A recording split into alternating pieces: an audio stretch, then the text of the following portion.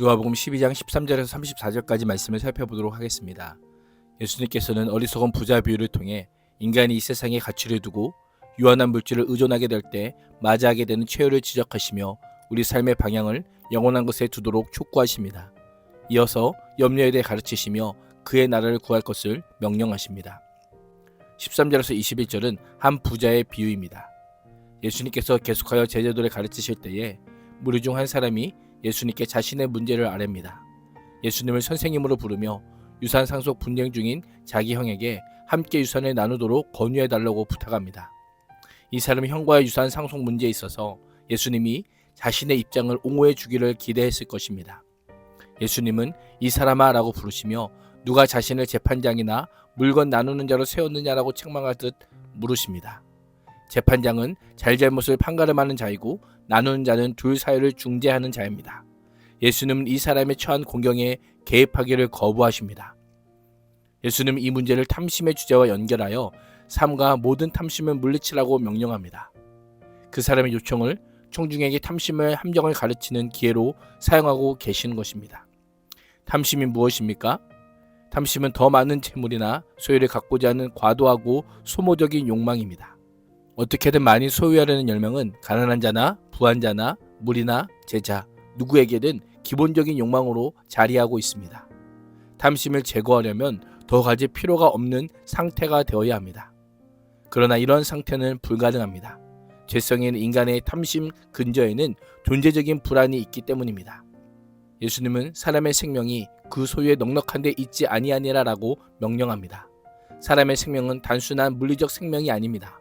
하나님으로부터 공급받는 생명이요 유한한 세상 소유로 만들거나 채울 수 없는 영원한 것입니다. 예수님께서는 이 세상의 그 어떤 것으로도 영원한 생명을 줄 수 없고 영원한 평안과 기쁨과 획득할 수 없음을 알려주고 있습니다. 예수님께서는 1차적으로 탐심의 문제를 지적하신 후에 생명의 가치 문제에 대해 인식하도록 이끌어 가십니다. 우리는 사람의 생명이 물질보다 더 소중하고 사람의 생명이 물질의 많고 적음에 따라 좌우되지 않는다는 것을 모두 알고 있습니다. 그러나 때로 이 분명한 진리를 잊고 살아갑니다. 눈앞에 놓인 물질에 대한 욕심과 탐심으로 분별력을 잃을 때가 있습니다. 그때마다 영안이 열려지기를 간구해야 합니다. 예수님은 한 어리석은 부자의 비유를 들려주십니다. 비유 속 부자는 소유에 집착하여 거듭하여 자기 소유라고 주장합니다. 그러나 하나님께서는 그에게 어리석은 자여 오늘 밤에 내 영혼의 도로 찾으리니 라고 하시며 그가 장래의 만족과 즐거움을 위해 준비한 모든 소유가 누구의 것이 되겠느냐라고 물으십니다. 답은 분명합니다. 영혼의 주인이 자신이 아니듯 소유 역시 그러합니다. 그 사람의 생명은 그가 확보한 소유의 넉넉함에서 오는 것이 아니라 하나님의 손에서 나옵니다. 세상에서는 부자로 인정받았을지 몰라도 생명의 주인이신 하나님 앞에서는 한없이 가난한 자입니다. 육신의 고가는 가득할지라도 그 내면은 텅 비어 있을 뿐입니다. 제자로서의 탐심을 물리칠 유일한 방법은 하나님으로 부요해지는 것입니다. 제자는 세상이 아닌 하나님께 대하여 부요한 자임을 기억하며 생명은 소유가 아닌 하나님과의 관계에 달려있음을 잊지 말아야 합니다. 22절 34절은 하나님 나라를 살다입니다. 하나님께 대하여 부요한 자는 어떻게 살아가는가? 자기 자신을 위하여 재물을 쌓아두지 않기 위해 무엇을 먹을까? 무엇을 입을까? 염려하지 말라고 명령합니다. 제자는 생명이 하나님께 속했고 목숨 또한 하나님의 주권과 섭리 속에 베풀어진다는 것을 믿기 때문입니다. 제자에게는 목숨이 음식보다 몸이 의복보다 중요하기 때문입니다. 목숨과 음식과 관련하여 까마귀를 언급하십니다. 까마귀는 스스로 심거나 거두어 곡식을 골방이나 창고에 들이지 않습니다. 그럼에도 목숨을 유지할 수 있는 것은 생명의 주인이신 하나님께서 친히 기르시기 때문입니다. 부자는 자기의 생명이 자신에게 달려있다고 생각했기에 자신을 위해 재물을 쌓았지만 그것이 생명을 지켜주지 못했습니다. 제자는 부자처럼 살기 위해 염려할 필요가 없습니다. 누구든지 염려로 그 길을 한 자라도 더할 수 없음을 알아야 합니다. 몸과 의복과 관련하여 백합화를 언급합니다. 백합화는 자신을 단장하기 위해 실을 만들거나 직조하지 않고서도 아름다움을 덧입습니다.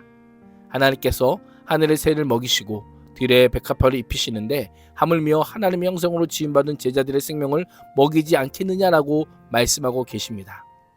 예수님은 이스라엘 역사상 최고의 영광을 덧입은 솔로몬의 영광도 백합화의 영광보다 훌륭하지 못했다라고 선포합니다. 오늘 있다가 시들어 내일 아궁이에 들어갈 들풀도 최고의 영광으로 입히신 하나님이라면 제자들을 마땅히 입히시겠다라는 겁니다. 하나님을 신뢰한다면 염려할 수 없는 것입니다. 하나님께서 채워주시겠다고 약속하는 것에 대해 염려하는 것을 믿음이 적다라고 표현합니다. 왜 이런 말씀을 하셨을까요? 우리가 소유와 돈에 염려한다는 것을 미리 아셨기 때문입니다.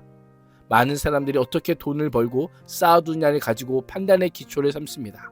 이 시대는 돈과 재물이 우리 인생의 안정과 행복을 결정한다라고 생각합니다. 그리스도인은 이런 세상의 압력에 맞서서 하나님을 향한 신뢰와 사랑으로 하나님 나라를 구해야 합니다. 하나님은 영원히 즐거워하는 인생의 기쁨을 누릴 수 있기를 축복합니다. 제자들은 무엇을 먹을까, 무엇을 마실까 근심하기를 멈추고 필요를 아시고 공급하시는 넉넉하신 하나님의 품 안에서 살아야 합니다. 그래서 예수님께서는 영혼을 바라보는 자로 그의 나라를 구하라고 명령합니다. 하나님의 주권에 복종하고 미래에 임할 하나님의 나라를 위해 헌신하며 지금 여기서 하나님의 통치를 받을 것을 명령하고 있습니다. 지금도 많은 사람들이 생활의 기본적인 필요에 대해 염려하며 시간을 헛되이 보내는 오늘날 예수님께서는 하나님 나라를 구하면 기본적인 필요들을 너희에게 더할 것이다 라고 약속하십니다. 예수님은 제자들을 적은 무리라고 부르시며 무서워 말라고 합니다. 세상 앞에서 제자들은 한없이 작고 연약한 자들이지만 하나님께서 그 나라를 제자들에게 주시기를 기뻐하신다라고 약속합니다. 예수님은 제자들에게 하나님 나라를 구하는 구체적인 예로 소유를 팔아 구제할 것을 명령합니다. 구제에는 하나님을 온전히 신뢰하며 하나님 나라를 산다는 신앙 고백이 담겨있기 때문입니다. 오늘 하루도 재물을 따르는 부자의 길이 아닌 하나님을 따르는 제자의 길을 걸을 수 있기를 주님의 이름으로 축복합니다. 기도하겠습니다. 하나님, 탐심은 물리치고 염려를 버리고 재물을 하늘에 쌓아둠으로 하나님으로 부한 그리스도인이 되게 하여 주옵소서. 예수님의 이름으로 기도합니다. 아멘.